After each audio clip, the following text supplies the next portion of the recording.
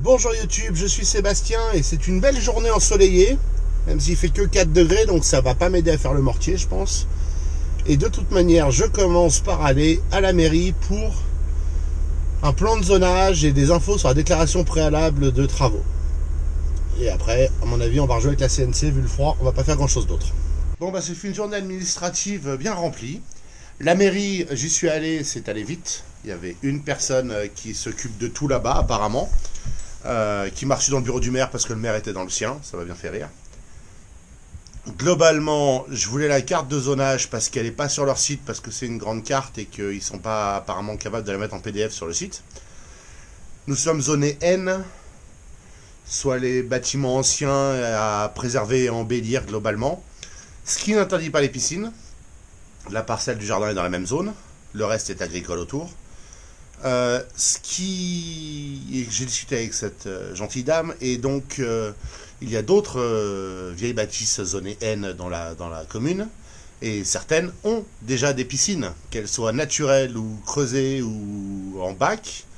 Résultat, on a a priori, enfin c'est pas interdit dans le règlement, ce qui veut dire que c'est pas interdit et c'est déjà utilisé, donc ça devrait pas poser de problème. Néanmoins, elle m'a dit de réunir les deux parcelles parce que ils veulent voir les accès au terrain en fonction des communes, etc. et mettre la parcelle isolée. On fait une parcelle enclavée en fait, qui n'a aucun accès depuis une voie publique. Donc on va mentionner la deuxième parcelle. Donc j'ai noté les deux sur mon plan, la délimitation entre les deux, qui est la façade de la maison. J'ai fait mes plans de coupe de deux angles, d'abord de profil et puis de face si vous voulez, pour qu'on voit les dénivellations de terrain. J'ai fait mon plan d'ensemble, j'ai récupéré le cadastre, j'ai marqué la piscine dessus, j'ai mis les infos de la piscine avec une photo, j'ai mis des photos de la margelle aussi, qui doivent être les mêmes dalles béton que celles que vous avez déjà vues. Mais ils ne me suivent pas sur YouTube, en tout cas je pense pas. Résultat, j'ai fait un long PDF que je vais imprimer ce soir et je vais aller porter tout ça demain. Et on n'a plus qu'à attendre le traitement du dossier, un mois maximum a priori, en espérant que ça aille vite et qu'il ne demande pas d'infos supplémentaires. Je vois pas bien ce qu'il pourrait demander, mais allez savoir. Ah oui, il y a aussi l'étude géologique qui peut être demandée, donc j'ai marqué que c'était de la terre, le sol. Voilà. Au-delà de ça, j'ai pas fait grand chose d'autre.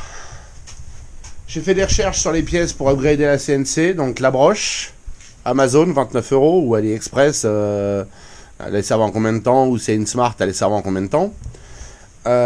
Et je voulais regarder s'il y avait des moteurs plus puissants, mais je n'ai pas trouvé d'inscription sur cela, donc je ne sais pas ce que c'est qu'un moteur plus puissant, ça m'avance pas. Faudrait les ouvrir sans doute pour avoir une dimension. Et j'essayais de trouver ces profils ALU, les mêmes. J'ai pas eu beaucoup de succès, mais je me suis dit que si je trouvais ces profils et ceux-là, en plus long, je pouvais agrandir la machine. Il suffit de racheter des rails linéaires et des vis, comme ça, c'est pas très compliqué. Et ça pouvait être intéressant d'agrandir la machine. Et auquel cas, ce que je ferais, je pense, c'est que je mettrais ce rail plus haut, enfin un autre rail au-dessus, fixerais ça dessus, de façon d'augmenter la zone de travail et descendre un peu la broche. Enfin bref, vous voyez le schéma. C'est pas au point, mais je me dis que l'agrandir un peu peut être une bonne première étape d'amélioration, et je voulais aussi voir si je trouvais des platines d'adaptation pour des NEMA 23 plutôt que des NEMA 17. C'est la taille des moteurs, hein. C'est 1,7 pouces ou 2,3 pouces, et ainsi de suite. En me disant qu'un peu plus de puissance pouvait pas nuire. Voilà, je me suis bien amusé jusque-là, hein. J'ai rien fait d'autre aujourd'hui. Mon prochain projet dessus, ça va être de repasser ça. J'ai trouvé mon problème avec ces trous-là, c'est qu'il y a Fusion ajoute une surépaisseur de sécurité quand on fait ça. Sans doute pour la rigidité de l'emboîtement, ce qui est très bien, mais ce qui m'arrange pas du tout quand j'avais déjà prévu la rigidité de l'emboîtement. Donc je vais essayer de le repasser, et j'ai fait mes nouveaux chemins de passage sont en une passe. Donc ça s'enfonce et ça tourne. Et mon prochain projet donc ensuite sera d'essayer de faire un étau qui se prenne là, qui pousse de façon à pouvoir pincer en étant en servant des ouvertures dans le rail. Ce projet-là sera intéressant et je voudrais le faire de façon à ce qu'il puisse être entièrement ou presque usiné sur la machine. Il faut que je vois comment le faire. L'intérêt de cet étau, c'est que si je lui mets une mâchoire fixe ici, je la mets perpendiculaire à la table ou parfaitement alignée, bref dans l'axe.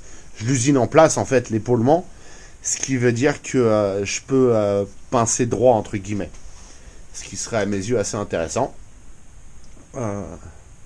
Et je mettrais peut-être un retour ici avec un petit décroché de façon à ce que j'ai un angle complet où je peux me prendre. Bref, je réfléchis à cet étau.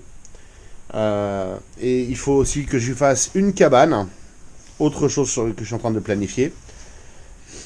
Je vais la faire démontable et remontable évidemment. Si je veux l'agrandir, ce serait quand même plus simple. Et la météo a décidé de m'empêcher d'avancer le mur. Le froid est de retour, comme vous avez peut-être pu le voir dans toutes les actualités du moment. De la neige en Bretagne, du froid ici. C'est logique, on est en Savoie. Mon plan va être donc de faire le local piscine, en tout cas de le préparer, donc de découper les tubes, faire ma liste de découpe et faire ses découpes. Demain, après-demain, après-après-demain, j'en sais rien, on va voir. On va voir dans quel ordre j'avance les choses. Je vais arriver à passer un peu de temps au moins sur la CNC régulièrement de façon à m'améliorer. Est-ce que ça devient un outil que je sais utiliser sans réfléchir et sans problème, comme les perceuses, disqueuses et autres joyeusetés. C'est un outil, c'est pas une fin, c'est un moyen et je veux le maîtriser le mieux possible. En attendant, je vous remercie d'avoir suivi cet épisode. Je vous souhaite une excellente soirée et je vous retrouve demain.